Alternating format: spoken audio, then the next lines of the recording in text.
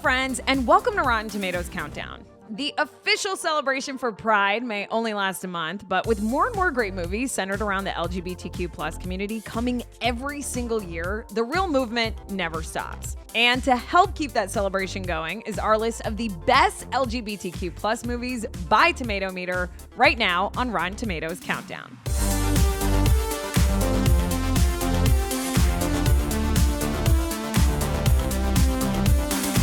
Starting with number 10, Blue is the Warmest Color.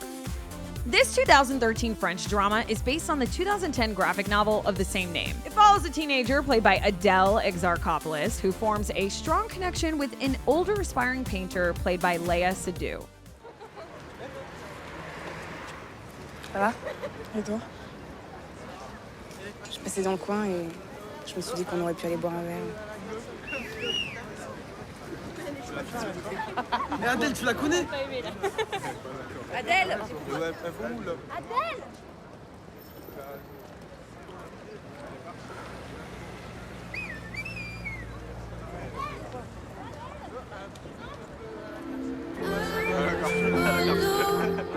Both lead actresses received warm receptions, or should I say blue warm receptions, for this certified fresh film, which unanimously won the Palme d'Or from the official jury at the Cannes Film Festival. Now, critics love this one too, obviously, with a consensus that calls it raw, honest, powerfully acted, and deliciously intense. How's that for an impressive grouping of adjectives? Number 9, Love, Simon. This film marked the first mainstream studio release teen rom-com with a gay lead character. It was directed by Greg Berlanti, best known as a driving force behind CW shows like Riverdale, The Flash, and Batwoman. This fresh take on the coming-of-age story follows 17-year-old Simon, played by Nick Robinson, who's falling in love with an anonymous classmate online and has yet to tell his family and friends that he's gay. And when he and his dad, played by Josh Duhamel, do finally have the discussion, it is a beautiful thing. How long have you known? I was around 13. 4 years. 4 years of eating dinner together, 4 years of going to movies together. I'm sorry. I shouldn't have missed it. Hey, no, Ted. And all the stupid jokes. I know you didn't mean them.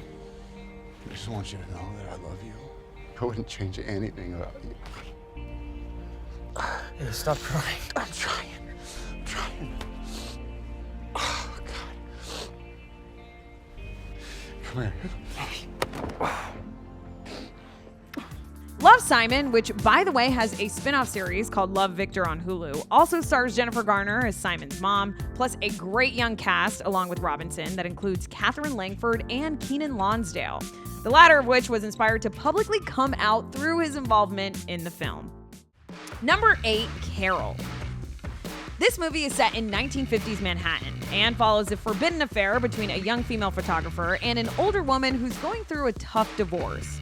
It has a star-studded cast that includes names like Sarah Paulson, Jake Lacy, and Kyle Chandler, which is impressive already, but even more so with Cate Blanchett and Rooney Mara brilliantly leading the way. Played it for you on piano at your house. I remember. Thank you. Oh, God, don't. I look fried. You do not. You look wonderful. Just stay like that.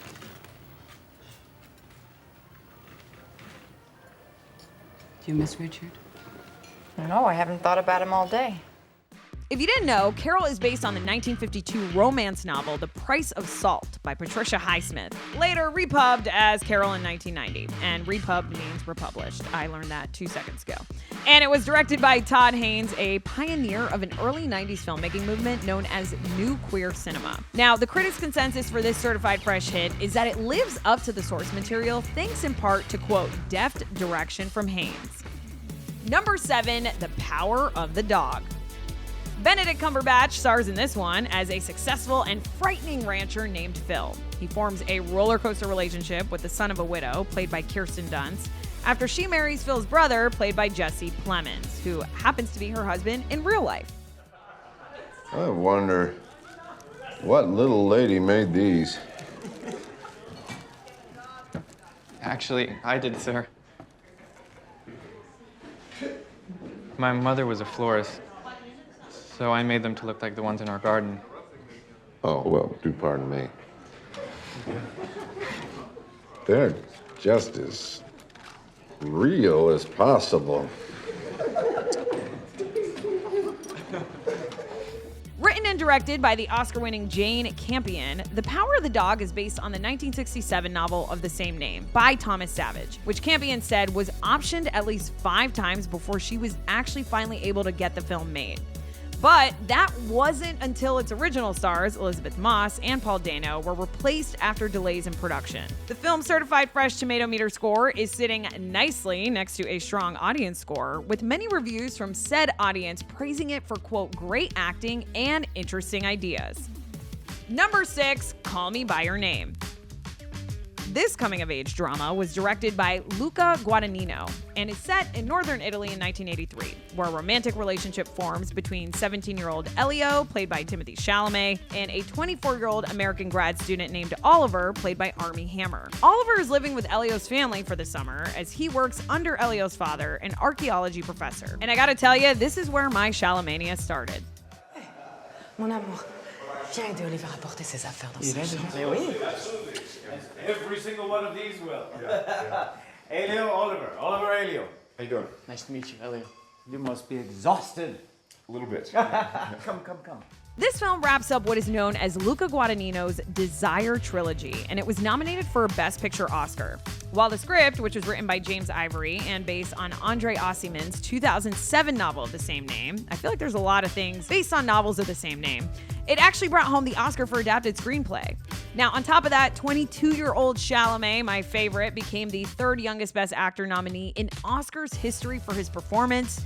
And the guy learned a 3rd language for this movie. Like, really, man? What? Is there anything you can't do? Okay, so we're halfway there, and we've already looked at some seriously good movies. Which movie is going to be number 1 on this list? Any guesses? I'll wait for you guys to answer. Psych, we got to keep going. Okay, so number 5, Pain and Glory. Antonio Banderas, I always feel like I have to say his name that way, stars in this Spanish drama as an aging Spanish film director who's going through a bit of a creative crisis, aren't we all? Now, this forces him to look back on some of the more memorable events and people of his past. Lucrecia, mi mujer, mi ex-mujer, nos estamos separando. Sí, se lo conté. No sabe que eres tú, sabe que estuve con un tío en Madrid durante 3 años. Y también se lo he contado a uno de mis hijos para animarle. Con el tiempo le contaré que eres tú. Es muy cinéfilo y no me lo perdonaría que no se lo dijera. ¿Tienes pareja ahora? Sí. ¿Y tú? No. Pain and Glory, which also features Penelope Cruz in a supporting role, was actually chosen by Time magazine as the best movie of 2019. And the Certified Fresh offering was a film festival and awards circuit darling, resulting in Oscar, Critics' Choice, and Golden Globe nominations for Banderas, who actually won a few things too at places like the Cannes Film Festival. Number 4, Tangerine.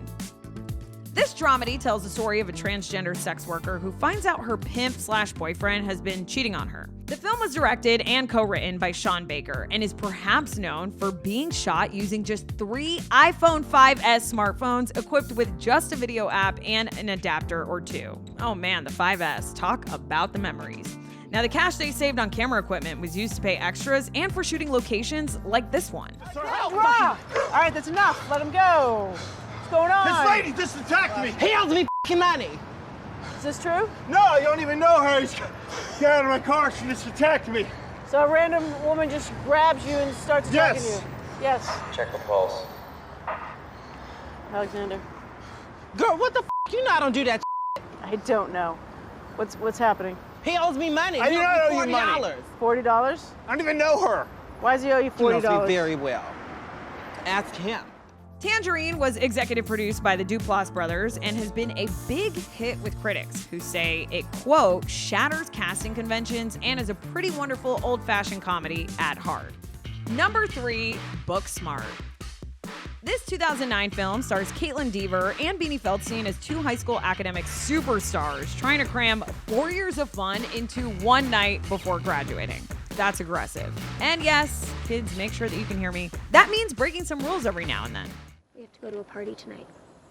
What? Let's go to Nick's party. Are you kidding? No way. We only have one night left to have studied and partied in high school. Otherwise, we're just gonna be the girls that missed out. We haven't done anything. We haven't broken any rules. Okay, we've broken a lot of rules. One, we have fake IDs. Fake college IDs so we can get into their 24-hour library. Name one person whose life was so much better because they broke a couple of rules. Picasso. He broke art rules. Name a person who broke a real rule. Rosa Parks. Name another one. Susan B. Anthony. Now, this marks the directorial debut of Olivia Wilde, who picked up the Independent Spirit Award for Best First Feature. Boom. Plus, it was a surprise hit at the box office with nearly $25 million made on a $6 million budget. Math. And with a supporting cast that includes Jessica Williams, Lisa Kudrow, Will Forte, and Jason Sudeikis, critics love Booksmart for being, quote, fast-paced, funny, and fresh, adding a smart new spin to the coming-of-age comedy. Number 2, Portrait of a Lady on Fire. I don't know what number 1 is, but I gotta tell you, this is my favorite of all time. This period piece, set in 1760 France, is about a female artist commissioned to paint the wedding portrait of a young woman who has just left the convent. As they go to an isolated island to have the painting done, the two begin to form an intimate relationship. Si vous me regardez, qui je regarde moi?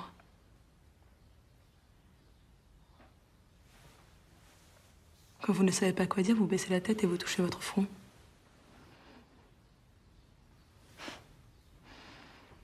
Quand vous perdez le contrôle, vous haussez les sourcils.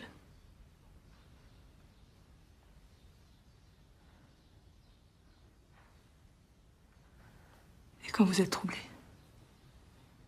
vous respirez par la bouche. Along with highlighting the timeless, ongoing LGBTQ struggle, this film is also pro-feminist, as it features only a handful of short dialogue lines spoken by men. Portrait of a Lady on Fire is certified fresh at 97% on the Tomato Meter and earned nominations at the Independent Spirit, Critics' Choice, and Golden Globe Awards for Best Foreign Language Film, among many other honors and accolades. In part because, as the critics say, it, quote, finds stirring, thought-provoking drama within a powerfully acted romance. Number 1, Moonlight. Directed by Barry Jenkins, this film tells the heartbreaking story of a young black man who grapples with his identity and sexuality, told across 3 defining chapters in his life. With 3 actors, Alex Hibbert, Ashton Sanders, and Trevante Rhodes, telling the story, the film explores the challenges Chiron faces, including the emotional and physical abuse he endured growing up. And it also showcases the kindness and support from those around him, including a father figure character played by Mahershala Ali. That's why I gonna call you. Blue. Say your name, Blue. Nah.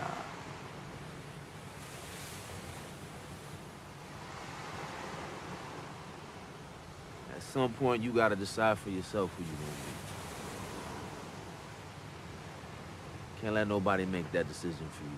With critics calling it a, quote, remarkable and brilliantly crafted look at lives too rarely seen in cinema, Moonlight is the first LGBTQ and the first film featuring an all-black cast to win the Academy Award for Best Picture. It also won for Adapted Screenplay, and Mahershala Ali picked up a Best Supporting Actor Oscar for his performance as well. And sure, this film was in the middle of a major Oscars flub, courtesy of Warren Beatty, but it should be remembered for just how impactful and powerful it truly is. Well, my friends, there you have it, our list of the best LGBTQ plus movies. And of course, I'm sure you know this list is much longer than 10 films, and I highly recommend that you check out our full list and all the great options we have at RottenTomatoes.com. My personal favorite is The Watermelon Woman, directed by Cheryl Dunier. Iconic. But thanks for checking out today's list. Until next time, I'm your host, Naz Perez, and we'll see you back here for more Rotten Tomatoes Countdown.